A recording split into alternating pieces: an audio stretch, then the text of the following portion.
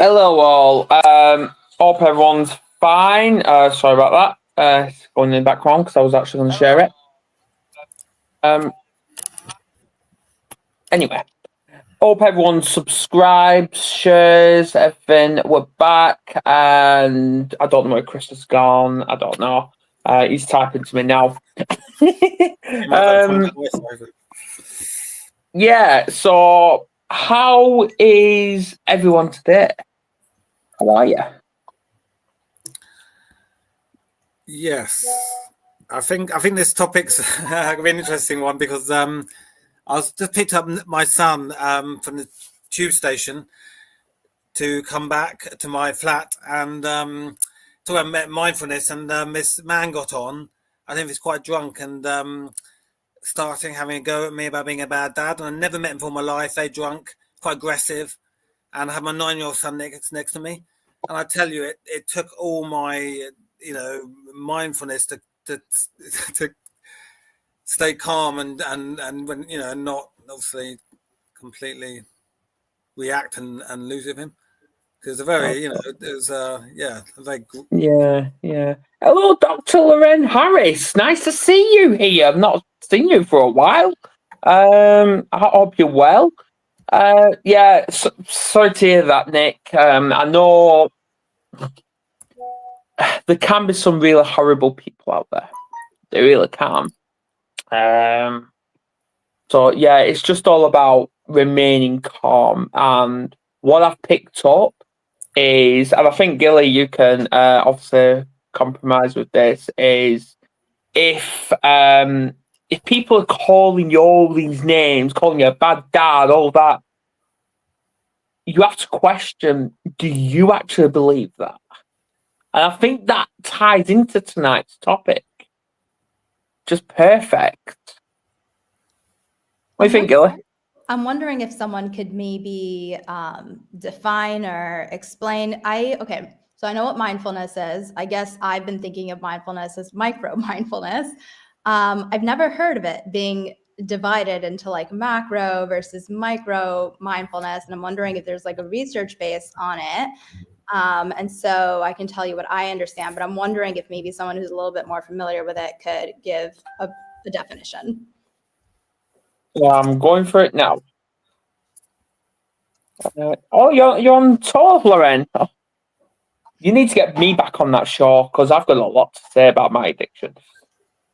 So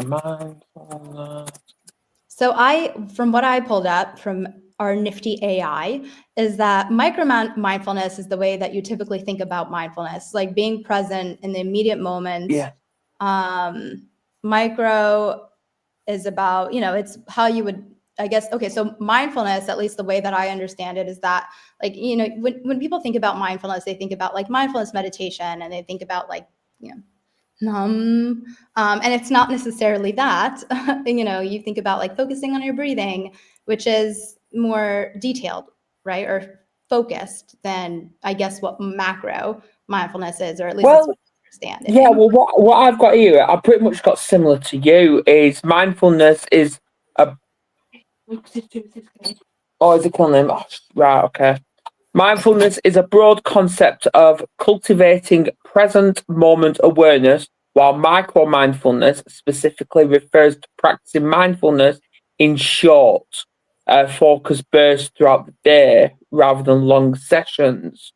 So yeah, about increasing focuses, reducing stress. So I think it's all about the duration, or because that's not what I think it is about the duration, yeah. Where like chores, for example, like a short one is making your bed, but then a long one is hoovering up, and it's all about them practicing that mindfulness.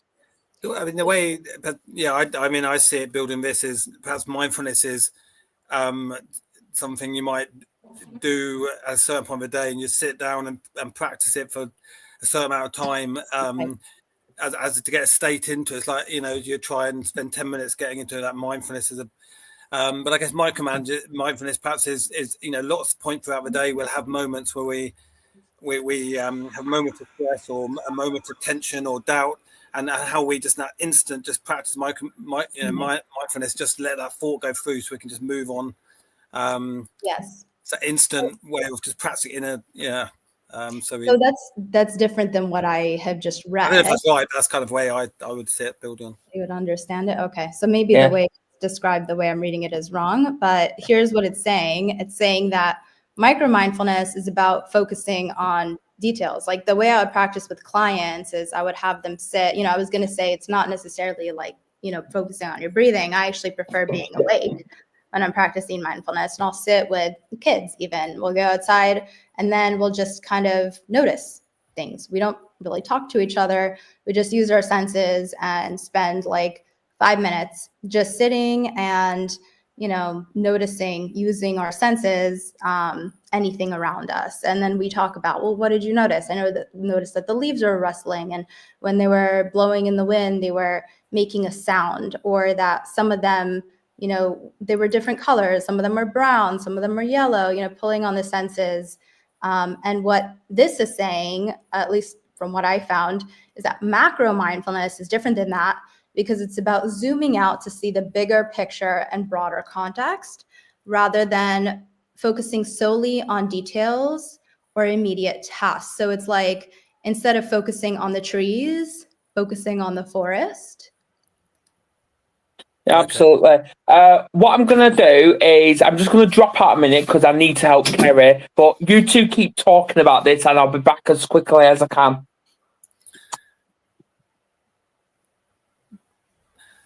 So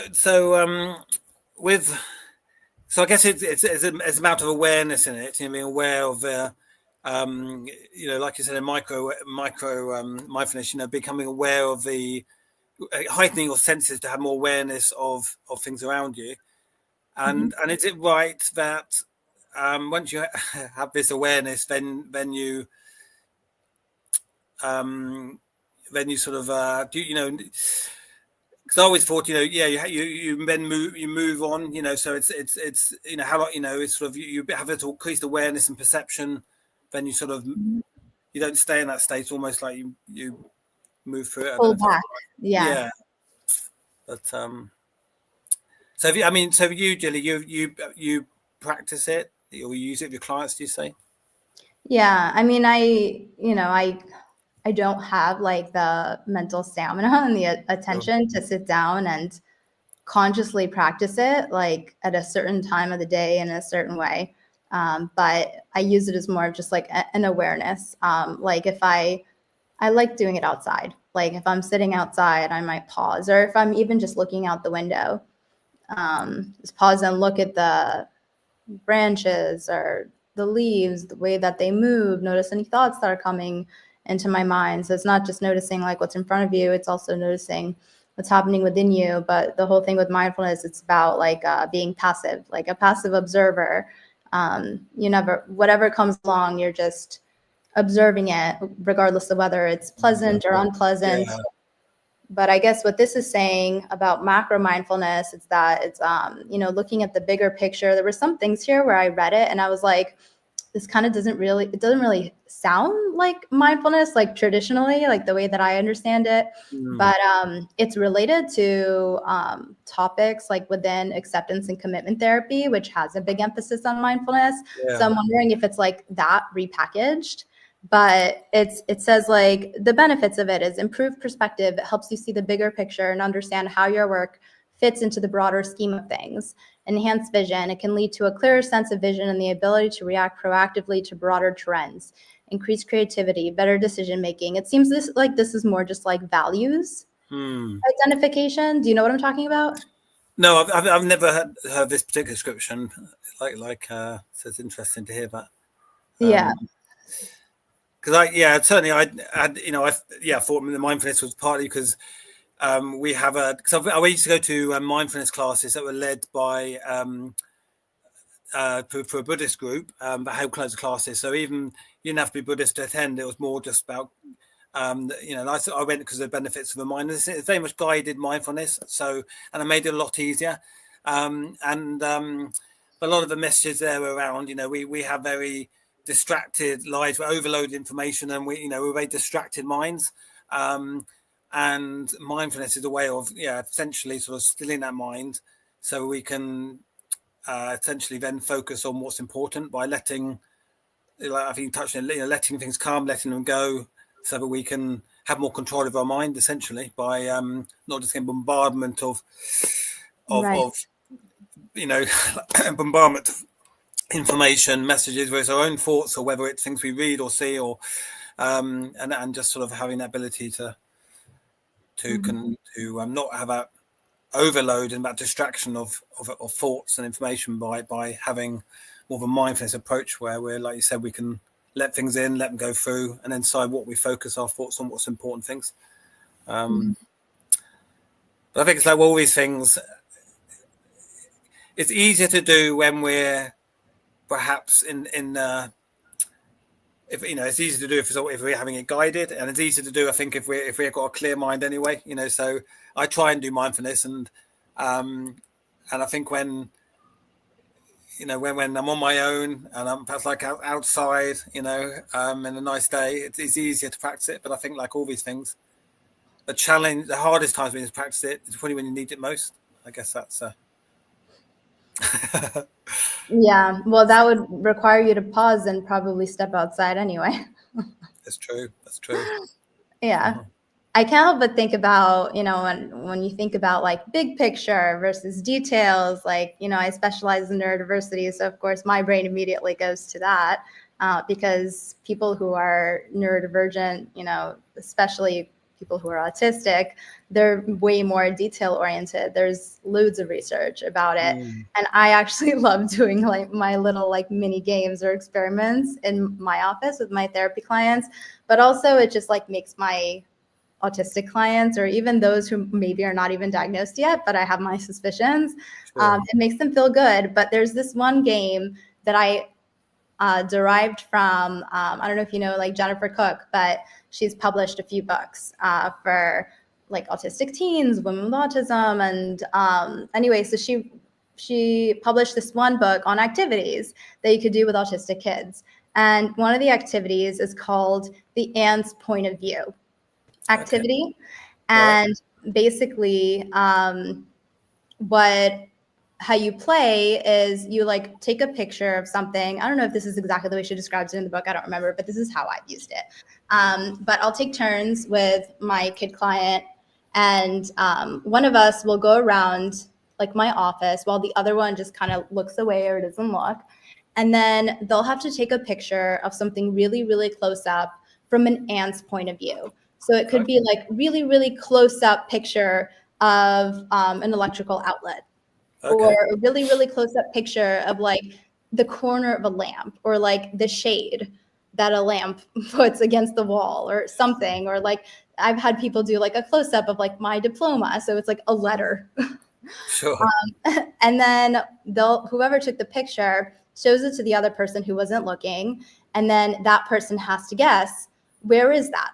And so we talk about thinking about other people's perspectives. Someone might see it some way and you see it a completely different way, especially if you're an ant versus a human being. Yeah. What I see is that the autistic kids I work with, they often do really, really, really well with this because they're very detail oriented. In fact, when they're the ones taking the picture, it's really hard for me to figure out what it is. And the stuff that they would find, like in my office, I was always shocked because it was like the number 23 on the corner of an outlet. I never even noticed it was there. And they thought to take a picture of that.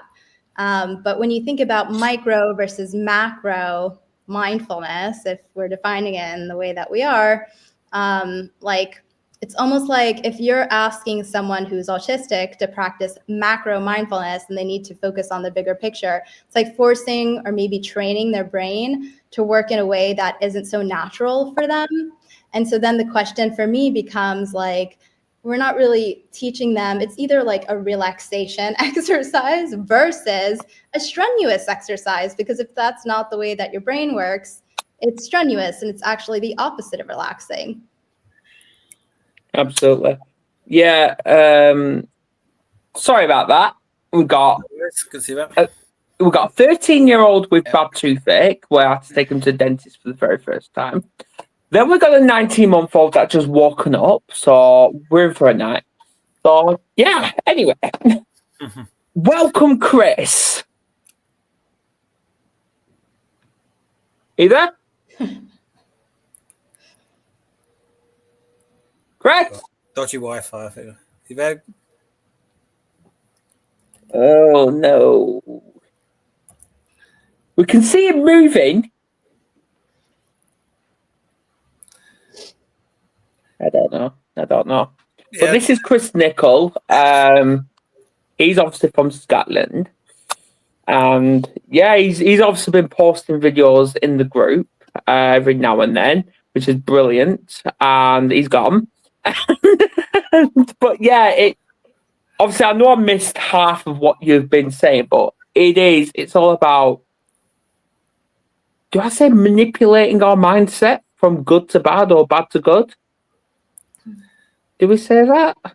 Yeah, I guess I was thinking okay, so what I was talking about was like, if your brain is more detail oriented versus more, macro or bigger picture, and how, when you're neurodivergent or autistic, you're more detail oriented than big picture oriented. And so if you're asking someone who's autistic to practice something like macro mindfulness, you're putting them in a situation where it's like not natural for them to think that way. And so I don't think it's a bad thing, it's just it'll be harder because they're have to exercise this muscle of way of thinking that they don't normally think, they don't normally think that way. And I think it's important to highlight someone's strengths. Like, I think it's amazing, how detail oriented a lot of them are. But it's not a bad thing to try to practice, doing something new. If anything, it could be a good thing. It could expand their abilities. It's like learning an instrument or, learning anything that's new, but it won't be as relaxing, I guess, if you're doing something that's not intuitive for you. Absolutely. Yeah. Chris, can you hear us? Yeah, I can hear you clear. Yeah. There we go. Now we're here. How are you? Good. Yourself? Very good. Yeah, I'm good. Exhausted, but good. Yeah. So, but before we dive in, actually, I'm gonna put you into a deep end, buddy. I really am. Tell us about yourself. Because you're new here. Tell us how you got into what you're doing, and tell us about the mindset from the topic. So 3 things all in one go. There you go, deep end for you. Yeah, I'm used to that, don't worry. So a bit about me, where do I start, really? Let's start on my backstory a little bit. So in regards to mental health, I dealt with 3 things mainly: stress, anxiety, and acute psychosis, right? So I had stress, anxiety. I still worked, actually, when I had stress and anxiety, but then acute psychosis came along, I had to take a break, right? So I basically built myself from nothing to where I am now. On just pure willpower, strength, and belief, and believing there's something more for me rather than just, not having a belief there. So that's the big things that helped me get through that. I've always been in health, sports performance. I've always been interested in mindset. Always. It's because I've got a background in athlete as a sports person, so it kind of comes natural with that. What else did you ask me? Sorry, I'm kind of going off on a tail now.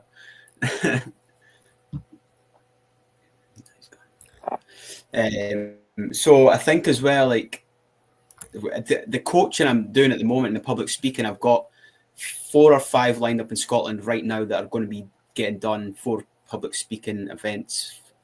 1 in my local area, 2 about 30 miles away, and then 1 which is about 10 miles away. It's going to be next year, which is a sports festival, community hub sports festival next year.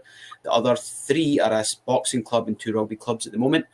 I'm actually looking for other public speaking opportunities, which I've applied for a few down south area, a little bit closer to the Midlands somewhere, but waiting on response. The elite coaching side of things, I have done courses in. I'm obviously a personal trainer. I've done that for 10 years.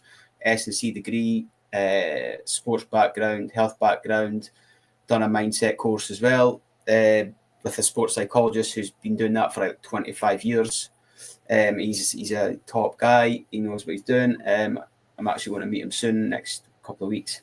Yeah, so that's kind of my background and what I've done. Where I'm going is like just wherever I want to take it, basically, right? So yeah, that's kind of me. Sorry, that's what I mean. Interrupt you. So, what will you be talking? Do you talk about on stage or when you speak at events? Well, the most impactful thing I'll probably talk about is my mental health story, but the other two I can talk about is health performance markers and sports performance, whether it's mindset or the markers to become a better athlete or become a better person with well-being and your health. It depends what you're looking for. I've worked with public and athletes, youth athletes mainly, with a little bit of older athletes, but not too much. Probably I've worked with a Scottish Premiership women's team that were in that league at the time. I don't know what league they're now.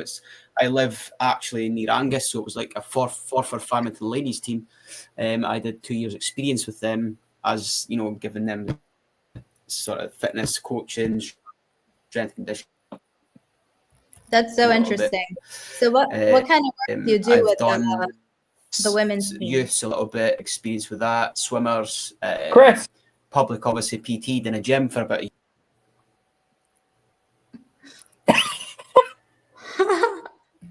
Ask again. Yeah, best ask again, yeah. Okay. Chris, can you hear me? Sorry, I missed that.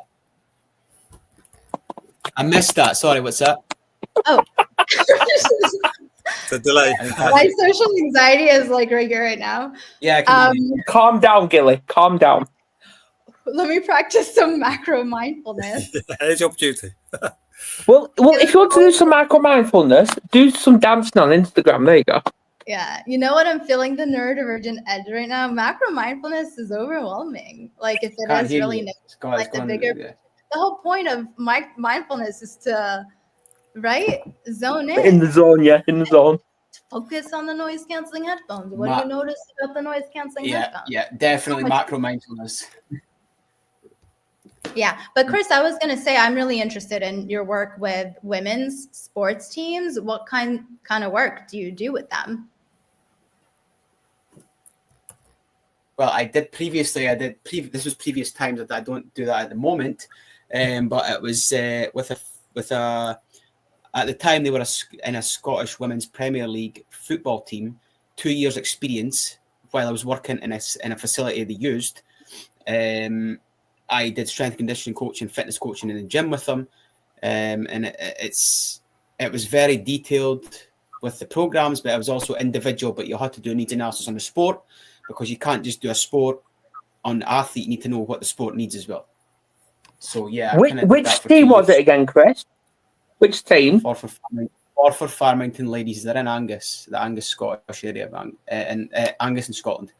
Don't know what league they're in now. I've not been around that for like a few years. So I'll have a look after. Yeah. So my question to all three of you is, how do we handle? And I think this is a big one. How do we handle triggers through our minds? Can I go? I've got an answer.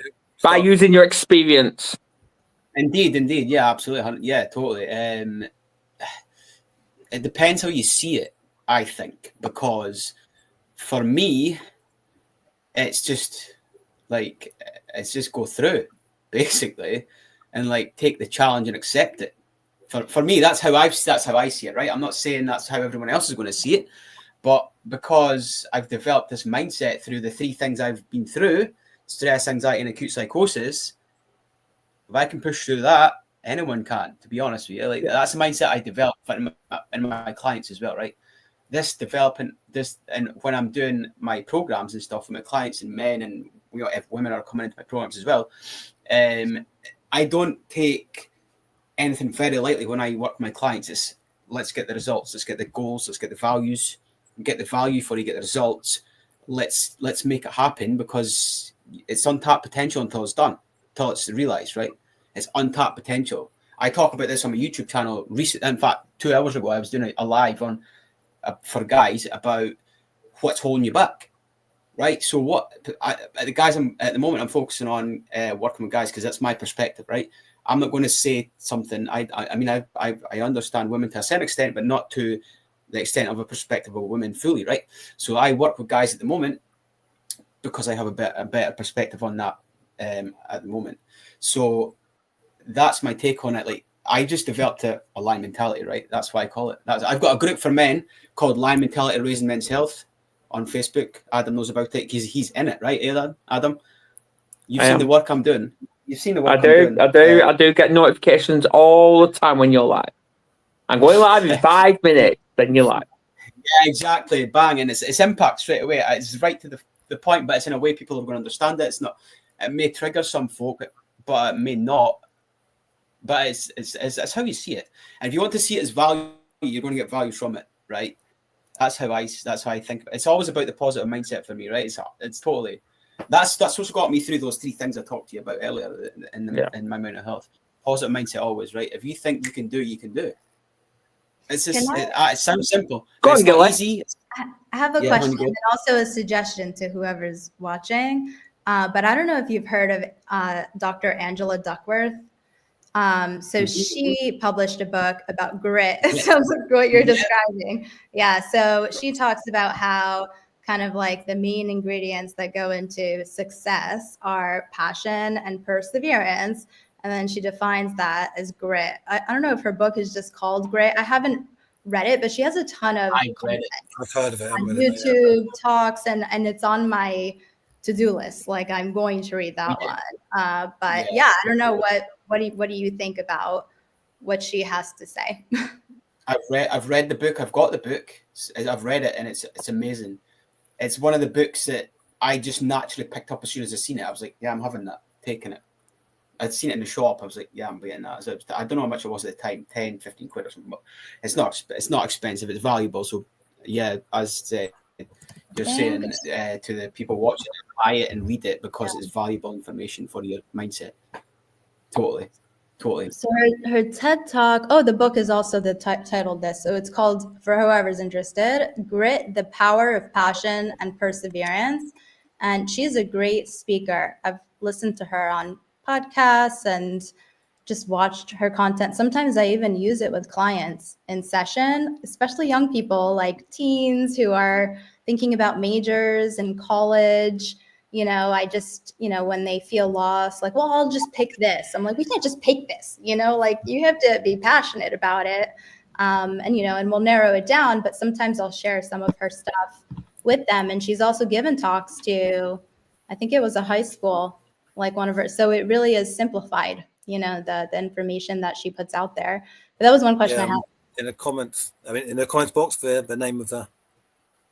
Do you want me to write it? Okay. Yeah, that'd be good. Yeah. I'll put it in this is comments. Okay, sorry. Yeah, I think we underestimate the power of passion and belief in something. And I think it sort of links into that, knowing your why, that if you know why you're doing something, then you're more likely to achieve what you achieve because, your why links to your, you have to, your vision, and your mission, what's your vision of what you want to achieve, what's your mission, and it links to being really passionate about something, and that's that's what why you do it, what drives you, and I think it all links to that sort of concept of being it's really clear on why you do what you do. It's telling me I need to log in, and I don't really want to interrupt anything, so I'm putting it in the private chat, and if someone wants to copy and paste it, but the title is Grit, the Power and Passion of Perseverance. Okay, I'll check it out. Yeah, I'll do that now. Yeah. Who's doing it? That is. What's that? Who's putting it in? Shall I put it in? Yeah, I think it's in the private one. Yeah. Let me I was going to say, Gilly, I was going to say to you, I was just when we got cut off there. It's if you these subjects like these, right? These books, Perseverance, Power, Passion, whatever you want to call it, for this, if you can't simplify it, you don't understand it. That's how I explain to my clients as well. If you can't simplify something, you don't understand it. So you're right. I can complicate something so much if I want, but then I like people that are not people that are coming into my programs are at a level that are they're looking for value from me, right, to get results. So you have to simplify it. Then you can let them get the complications later on when it comes to the point they're ready for it, right? So that's why a lot of people sometimes don't understand the mindset side of things as well. Yes. It's complicated way too much. Whoever believe in yourself, once you've got your why, that's half the battle. That is a major message. Absolutely. That she has. And she talks about like asking people, well, why are you doing this as your career? Or why did you choose this as your career? Well, because I love it. Why do you love it? Because I love working with people. Why do you love working with people? Like the more you can narrow it down, the more certain you can be, and the more you can decide whether this is the right thing for you to do. Absolutely. I mean, that's sort of that's what a skilled coach will do. Is a skilled coach will keep asking the questions so that the client they're helping will have that clarity. So that because often obviously a client will go to a coach and they need. But they have a bit of you need to work something through, and the coach, a good coach, skilled coach, will keep asking the questions, and what do you mean by that? Well, what would you do? Really keep asking them until they get to the exact, clear focus of what they need to do or something. And that's the skill, isn't it? Keep asking those questions. Yeah, absolutely. To really get down to that truth of what they need to. Yeah, I think as well when you're speaking to clients, like especially like when they're new clients, you have to simplify, but you also have to give them value to see them getting the results, and then they see the small results and they go, right, what's next? And then they're the ones asking the questions. That means you're doing your job right. Honestly. Yes. If they're asking you questions, that means they want more. Okay, I've got a question. And I know I'm going to get different answers here. I want from a male perspective, but I also want a female perspective. Talking mindset, I think we all are guilty, even I'm guilty of this, is when we wake up, even though we've got things to do, and we're still in bed, playing on our phone, scrolling through social media, we can't be asked finding the motivation to get up to do those things. Why? Because you don't have a why or a purpose. There you go. I think you just answered your question. Because we're scrolling through social media. That's why. Are you guilty of it though, Kelly? Oh yeah. Are you kidding? Yeah. I have ADHD. Yeah. Come on. Like it's like I know you do. Internet addiction is like embedded into it. Yeah. But we never check emails when we're just chilling in bed, though, do we? We never do. It's always social media or play games. I mean, social media is designed to distract us. That's and obviously there's a lot of advertising and posts that compete for our attention. I think I read. We scroll the height of the Eiffel Tower every day. And constantly scrolling with things trying for attention. So it's designed to distract us. It is. And it's a big, that's the biggest challenge of social media, isn't it? To find the bits that'll benefit us and not be distracted. It's an addiction. It's an addiction. Yeah, I think it could be. Sorry, I'm going to be a nerd. I have another book recommendation. Okay, so there's another book called Hooked. Put it in the chat. Oh my God, but I'm not logged in. People can just listen. Hooked by Nir Eyal, Nireyal. And that's all about what we're describing right now with, what pulls us in and what makes it addicting, the icons and the pairing. And the pairing, I mean, like if you hear like a ding, you start to get like a dopamine hit just from the ding. There's a lot said about that. It's like a gamification element where, it's almost become like a game. Things pop up. You get like a ding. You get words which just words have power, and like certain emotive words are used that we associate with stimulate our pleasure parts of our brain. If you see certain words that people use in advert and content. So I think so.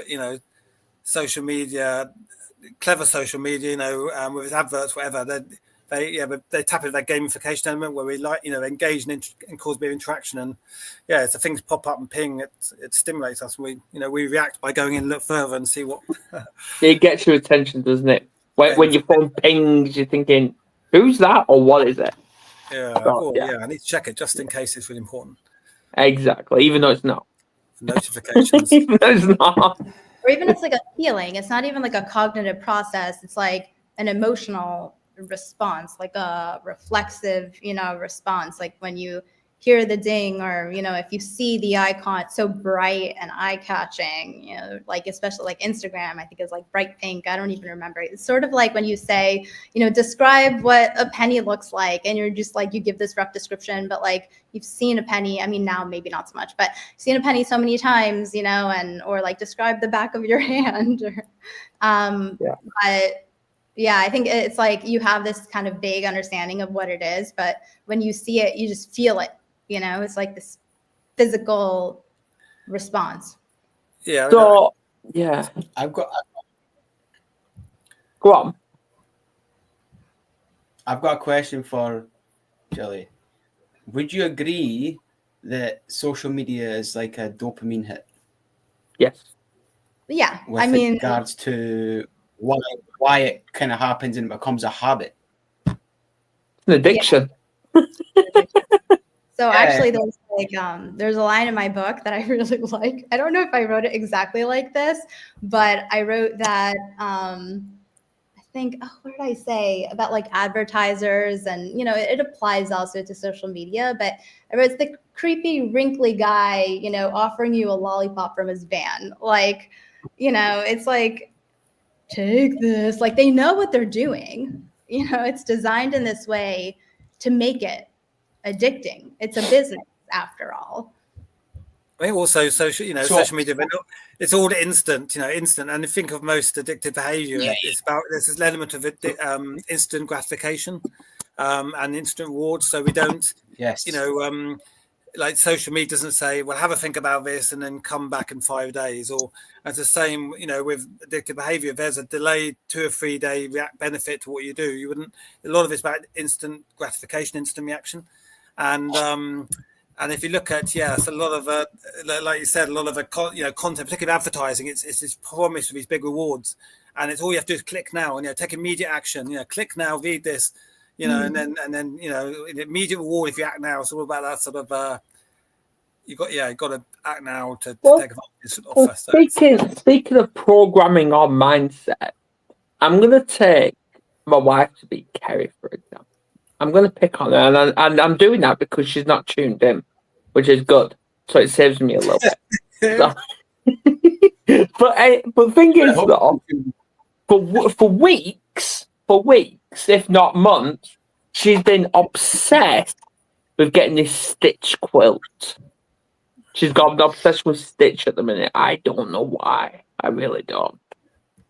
And I'm like, that's not going on our bed. It's not. I refuse to let it. So she went to B&M today, and obviously I didn't know. Oh, no, she went to Asda, sorry. She went to Asda. She brought it home, and now it's on the bed.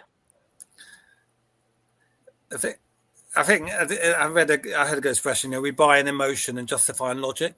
So I think that's what she did. Most of the things not everything, obviously, but most things we buy, we can justify it, but it's bought an emotional attachment, and then we can always justify. Oh well, it was good value money wise, or it's always a benefit you can justify. But I think most of the time you can the value of it is an emotional value that you attach for some reason, and that's most fun. I've not got a response to it. I've not, but I'm just shaking my head. I think that's my response. So I'm probably going to need therapy, Gilly. Because of the quilt? Yes. Quilt. Yeah. Is it a nice quilt at least? Just you're asking me. It's pink. It's pink? Oh man, you're like my husband. That would go mentality. So. I had to get my way into introducing pink into our house. Have you done that? Of course I have.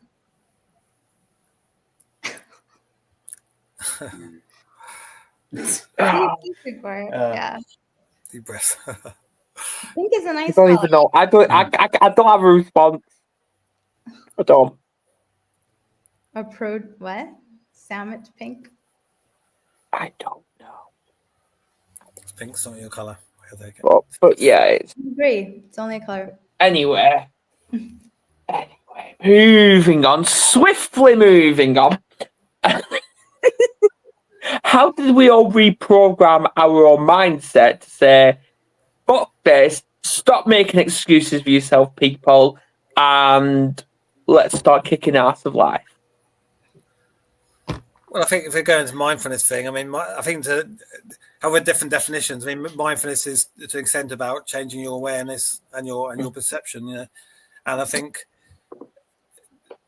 to develop the right mindset to cope better with triggers or things, we need to have more of an awareness of what our triggers are, awareness of what, and change our perception of what's important. You know, what do we focus our mind on? What do we allow into our minds? What do we focus our attention on? I mean, I think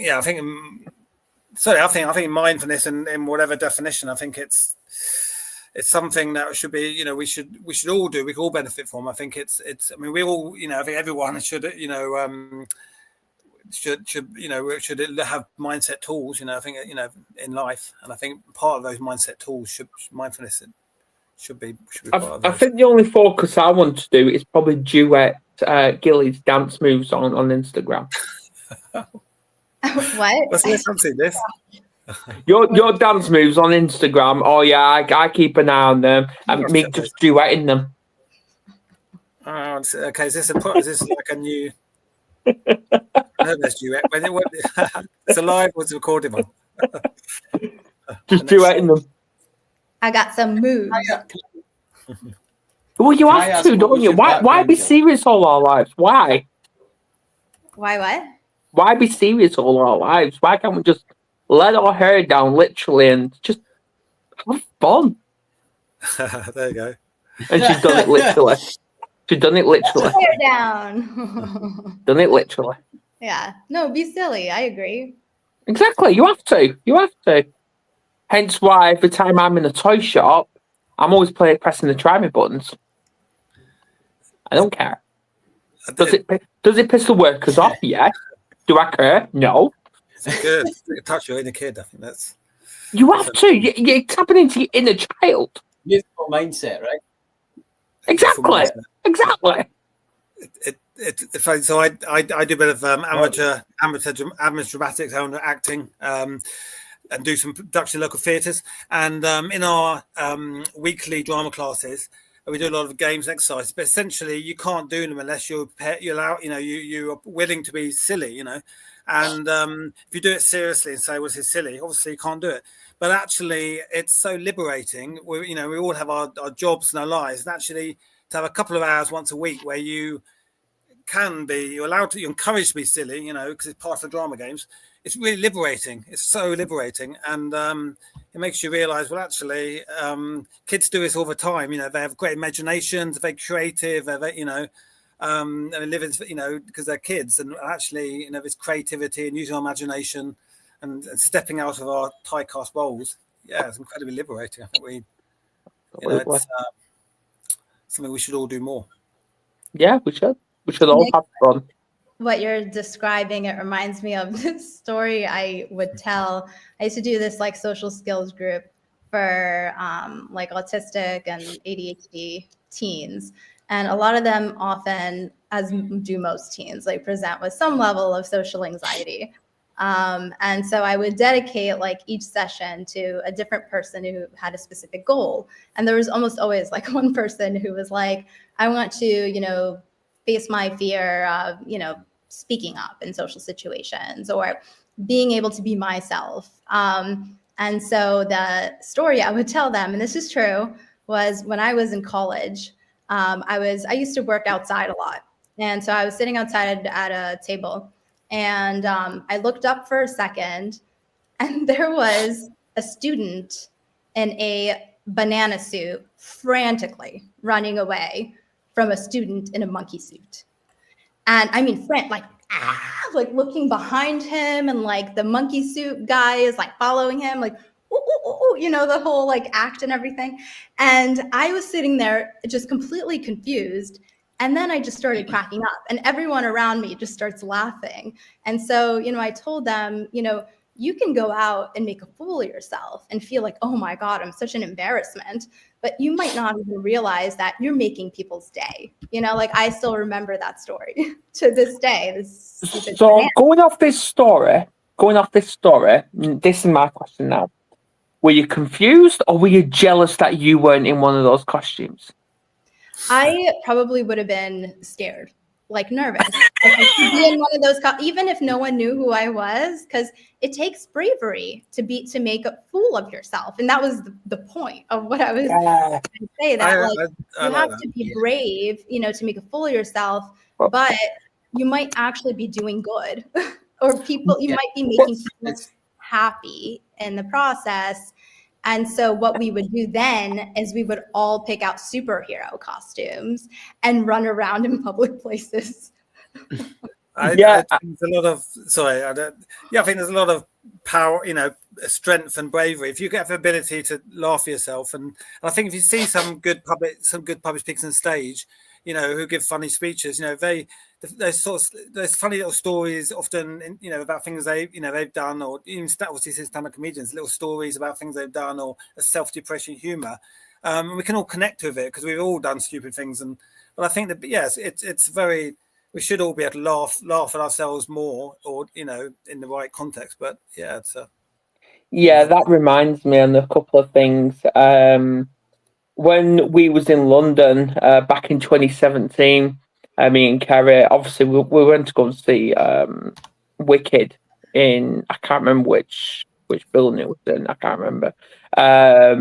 We was coming home, and this were about midnight, and we was in a black cab. And we seen about 5 of these people going into this pub, and they're all dressed like bananas. So I'm like, okay. We just laughed. We just pointed and laughed. It was funny.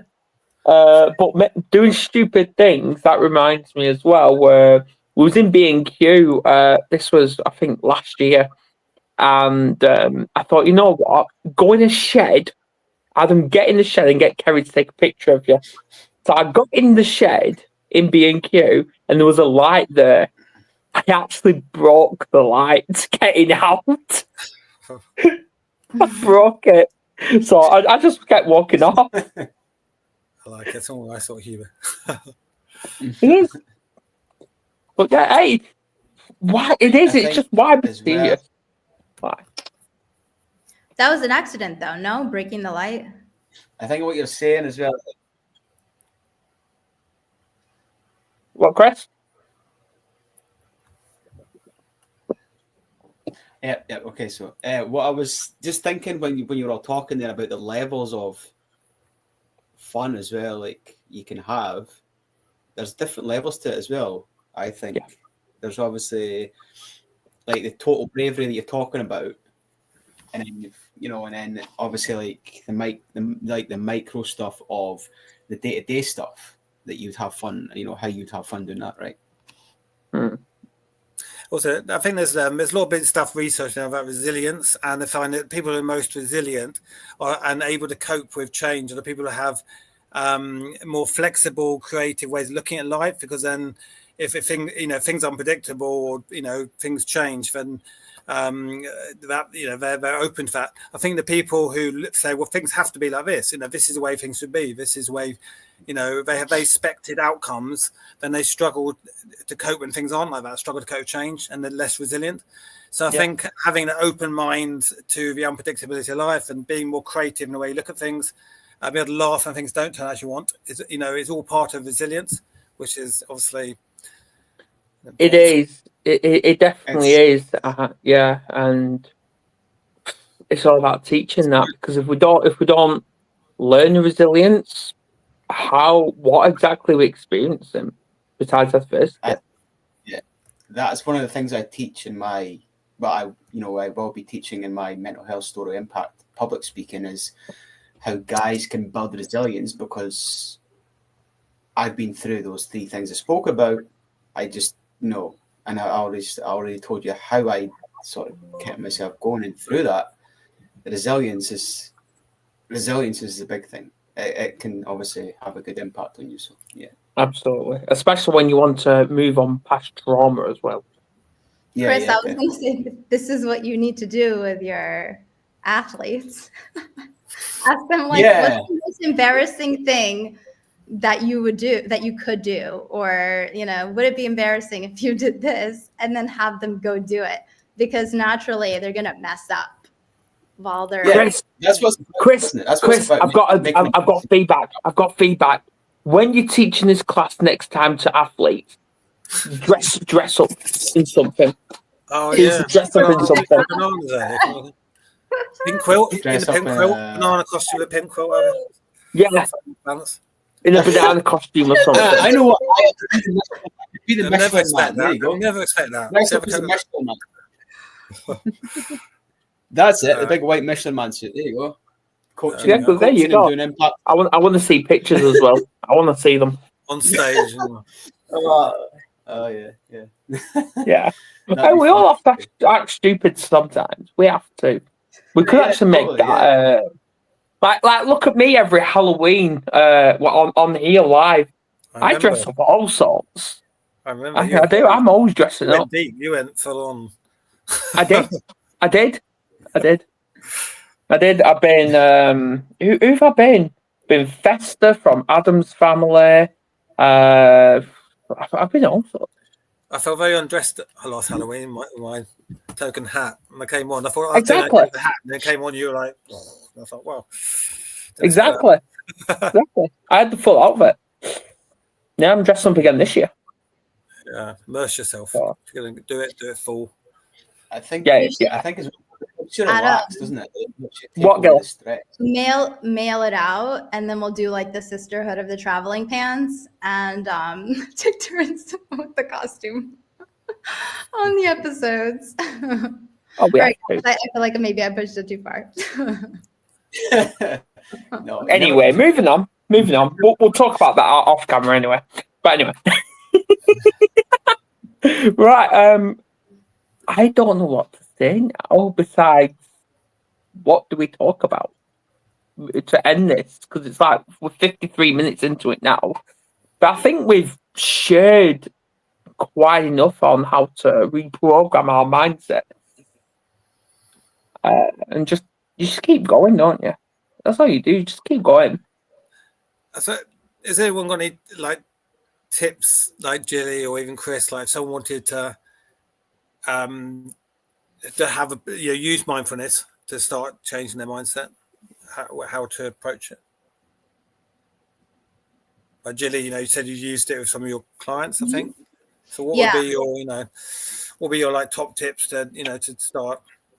Yeah, I mean, it depends on the person. One thing I'll say is that I think most people, like I said before, when they think about mindfulness, they think about like mindful breathing or sitting still for long periods of time and noticing things in their body. And that used to drive me up the wall. When I had to practice doing that, I would feel like queasy or nauseous. And I don't know if that's like a neurodiversity thing or if there's research on that. I know there's some research on like vasovagal response, whoever wants to go down that rabbit hole, which is basically like when you feel like lightheaded. Think about those things. But the way I practice it, with that in mind, with the people I work with who are mostly neurodivergent, is I'll usually start with like mindful eating. So I'll ask them to pick something they like. Usually it's like a dessert, something sweet, or we'll pick like an M&M or something. And then basically, we talk about how, we're going to eat this M&M the slowest way you've ever eaten an M&M before. And we incorporate like using all of our senses to eating. And I like to start with mindful eating because that's, I think, the only activity where you can incorporate all 5 of your senses. And then, we can practice like sitting outside or, in other ways. But I think the eating is fun. It's tangible. And you can practice noticing all 5 of your senses. Yeah, absolutely. Yeah, so I think the final thing is... Wait, but what about Chris? Was it Chris? What? Did you have any idea of how you might incorporate mindfulness. I don't know, because Nick was asking both of us, I think. About Nick, repeat the nutrition or question. just in the mindfulness sort of. I didn't hear it. I was just asking, like, whether you had, is this about mindfulness? Whether you had any sort of just a few tips of if anyone watching this, to get just to use mindfulness, get started. I think Gilly's yours were great. I think I've heard that about food. Yeah. So not just eat food, but how's the food look? How's it smell? Exactly.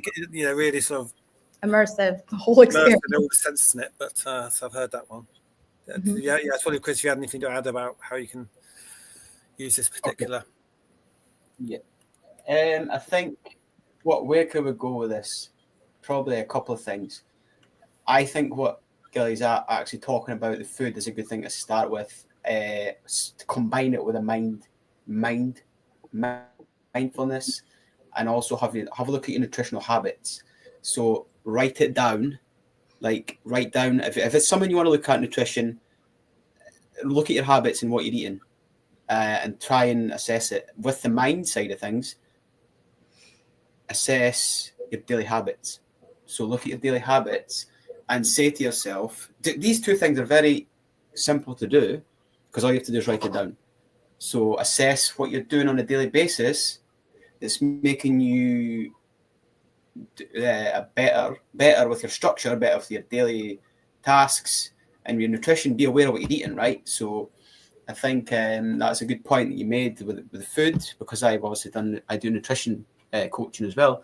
I'm qualified in that, so I think I focus a lot on habits, and then obviously looking at the foods and how we look at that. So yeah, I think start simple and work your way up the way. Do not try to overcomplicate at the start. Start with the simple, work up the way, and build yourself from those two things. That's my suggestions. And also, I'll just throw in a bit of, since I do exercise conditioning as well, I'll just throw this in. Walk for 30 minutes every day. That's a starting point. If you don't do any exercise at the moment, right? If you're thinking about starting, do 30 minutes walking a day. And what's 30 minutes in your time of 24 hours, right? Come on. That's what I would say. 30 minutes a day. That's all you need to do. If you don't do it now, start with 30 minutes a day. Every day, consistently, until you build that in a habit and it's automatic. So that's the three simple things I would say starting with if you're not looking at these areas at the moment and you want to start making progressions. Yeah, absolutely. Yeah, and surround yourself with people that are going to help you and push you to move forward, not just kick you down when you're depressed or whatever and lack of motivation. Yeah. Choose 5 people in your life that you're going to reach out to every day. I do that. I choose 5 people every single day, and I reach out to them to see how they are. And I get that as well. So yeah. On that point, I think that was key that you just said there. Being in a environment that's conducive to your growth is a good thing. Yeah, it is. Yeah. I just want to add my final thoughts is I think we learn and grow in the some of the most difficult or uncomfortable situations where we actually grow the most, because if we played it safe and never did anything out of our comfort zone, we would never grow, we would never improve, we'd just stay where we are. If we stayed the safe option, never did anything that made us uncomfortable. So I think actually where we improve the most is in the situation we step out and make ourselves uncomfortable, do something. So we, because that's where we make mistakes. That's where we try different things. So I think we have to be, not afraid of trying new things and being a bit uncomfortable. You've got to be comfortable with being uncomfortable. I think that's the thing, isn't it? Absolutely. Life's about stepping out your comfort zone. So there you go. Right. On that note, we'll end this. Please do share this. I know this will download afterwards, so then we can upload it as YouTube or Instagram Reels and stuff like that, which is brilliant. We're not on next week. There's nothing next week. So we're back in 2 weeks where we're discussing the Sevilla Diaz story. She's going to share her story. And Yeah, I think you're on that, Gilly, to be honest. Yeah, you are. You're back. Okay. I don't remember. If I am, I am. Check your fucking emails, woman. Not Right. It's just like when the day comes, the day comes. I'm not there yet. I'll be mail's caught. I'm gonna go. I've got to go. I've got my son's staying. But Chris, really nice to meet you. Maybe we'll chat Absolutely. direct at some point. And Gilly, nice to see you as always. Yeah. Yes, I will be there on the 11th. I'll have a word with her. I'll be there. Right, guys. yes, it's on my calendar. Okay.